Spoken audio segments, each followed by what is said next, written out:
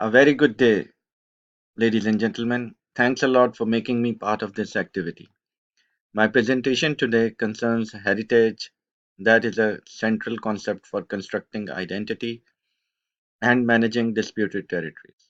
I will focus on its nuances or shades as this concept is employed in constructing the national identity of Pakistan and the way diasporic communities, including Sikhs and Pakistanis, are engaged with it. I want to start by showing you uh, by showing you uh, a Sikh Gurdwara, Kartarpur Sahib, in Narowala district of Punjab, Pakistan. This Gurdwara gained its popularity in the last few years by forthcoming corridor of pilgrims between the tension-ridden India and Pakistan. It is not first of any such effort, but it started a new direction with the emotionally charged participation of Sikhs, both native Indian and diasporic communities. And Pakistan and some of the Pakistani elite, mostly diasporic, and the ruling elite.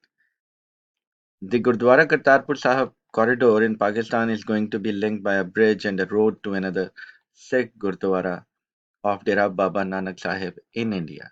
So it's the river is in fact the dividing line drawing a border between India and Pakistan.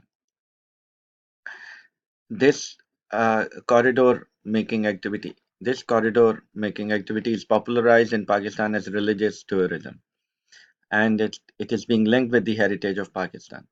Now, this is the moment where one starts wondering, uh, because the conflict between the dominant national heritage of Pakistan, considered Sikhs as Hindus, and uh, considered both as excluded others. Only for uh, to make a context here, in order to clarify a context here, Pakistan's official position always endeared two nation theory, meaning Muslims are not only as communities but as a civilizational category, different from Hindus. One wonders how this contradiction is being resolved in this case of the Kartarpur corridor. It is not being resolved by renegotiating history, rather by showing the importance of globalization, monetary benefits coming directly by the involvement of different international NGOs like UNDP, and potentially by religious or heritage tourism, and projecting Pakistan as a peaceful Islamic country to cover the radicalized ideological versions, having a long history of getting supported by the military establishment.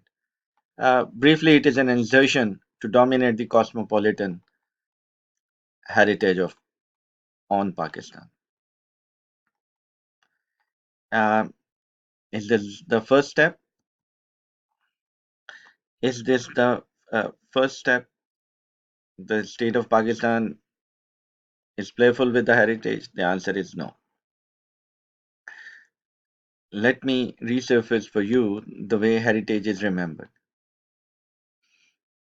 Following Bull and Hansen, I'll place heritage in three major categories: uh, antagonistic, cosmopolitan, and agonistic.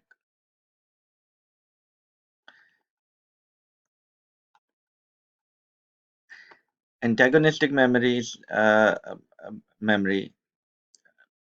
relies on heritage monumentalism and a canonical version of history, as well as the Manichean division of the historical characters into good and evil. It also relies on celebratory, glorifying, or nostalgic narrative styles. There are three different ways we can see the antagonistic remembering made heritage at work. I'll discuss them um, only briefly here. First is colonial archaeological heritage of Pakistan. Um, Taking archaeological monumentalism as its canonical version of history, the Orientalist writer provided the authentic heritage of Pakistan. For example, Wheeler's book, 5,000 Years of Pakistan, published in 1950, It became a colonial epistemic authenticity to Pakistan's long history. Uh, Authenticity to Pakistan's long history.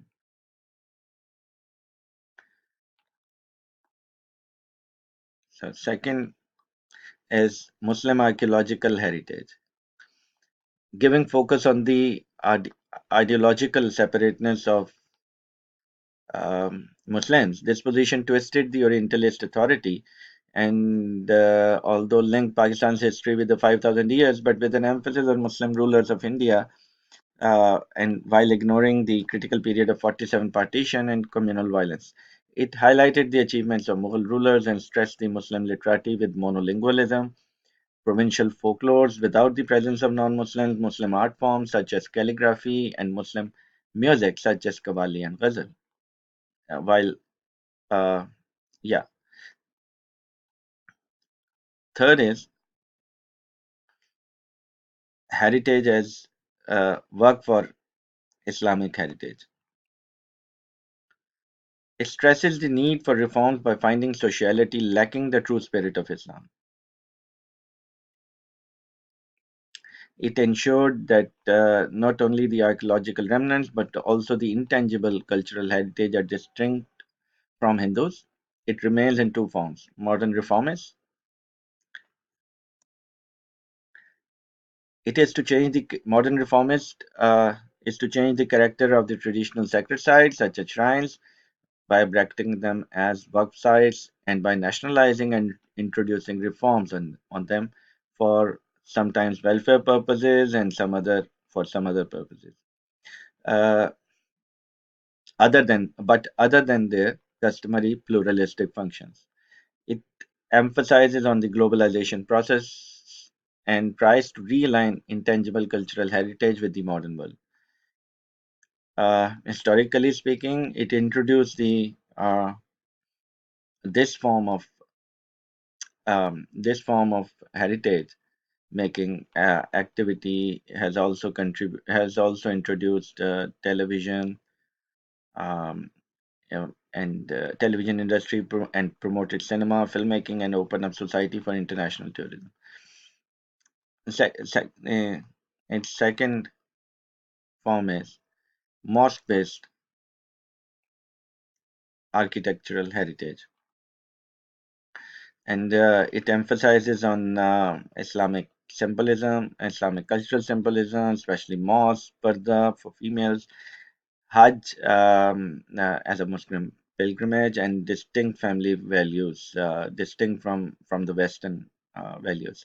It supported the construction of mosques at almost all the sacred places in the country. It gave space to the Sufistic memory and the Muslim heroism in the creative art form. Its global alignment was mediated by the oil-rich Muslim countries.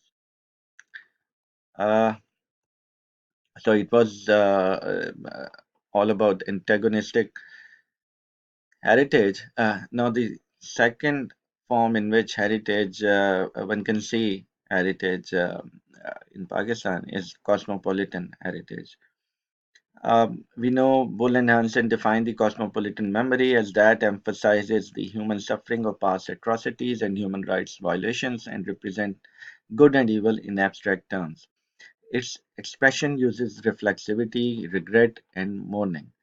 However, in the case of Pakistan, it comes with an emphasis to give Pakistan a respectable place in the international world, giving value to its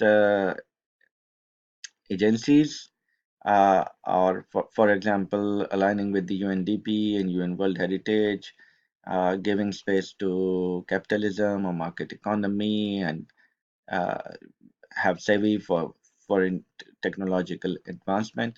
So we can see the three forms in which cosmopolitan heritage uh, operates. One is diasporic Islamic heritage, the other transnational or global citizens heritage. The third is, and it is very intriguing, that Sikh heritage, and they are all becoming the part of Pakistan heritage. So diasporic heritage is an interesting phenomena, and largely it's built on the in the developed world, as especially in US and UK. In UK, we can find a big British Muslim Heritage Center in Manchester, and then we have in London. And what they do is British Muslim Heritage. What their vision and aim is that it is for all communities, welcoming environment for all, and it is inspiring, or for it is to inspire all communities and to embrace diversity. Uh, and transnational global heritage, UN, it is linked with the UNDP and World Heritage Sites in Pakistan. Uh, we can find such organization as the Citizen Heritage Program, funded and inspired by the US-based organizations. They work and they work for collecting oral histories, and they are uh, determined to make their uh, to make their work exhibit in a way that uh, people at large in Pakistan find pride in with their heritage. Um, uh, we can also see the interesting thing a couple of years ago, the inauguration of National Museum of Lahore. It's a new museum inaugurated in 2017 by the Punjab, one of the province of Pakistan, Punjab.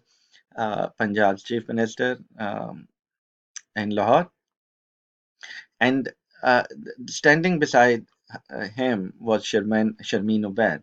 Now, Sharmeen Obaid is an interesting sight to watch there, because Sharmeen Obaid has she's a Stanford graduate and a filmmaker, and she has won not only Academy Awards but also Emmy Awards, and even not one but six Emmy Awards. So her presence was really meaningful there at the National Museum of Lahore. And then we find a little, and this is amazing. This is little more interesting, that we find a little section there with a place for Sikh heritage, especially Sikh gurus, uh, their their writings, their pictures, and it's displayed all there in the section, which is quite interesting, because largely otherwise the whole ambience of the museum uh, is is around displaying antagonistic heritage, um, and finding a place in it, quite a section of Sikh gurus, it means something. So the now the third is the Sikh heritage. Now this is very interesting, and why I include Sikh heritage now as something to do with Pakistan's heritage. It's because of a strange history here behind this thing. Let me recapitulate a bit here.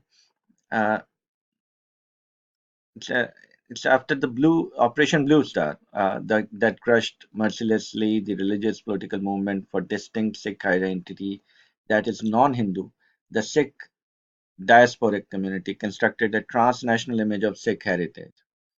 The search for separate identity also developed an accommodating attitude for the Sikhs by the government of Pakistan.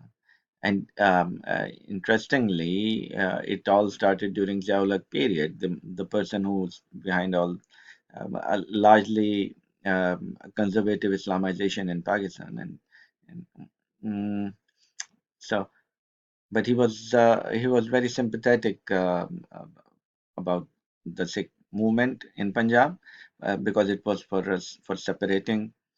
It was for finding for finding autonomy in India, And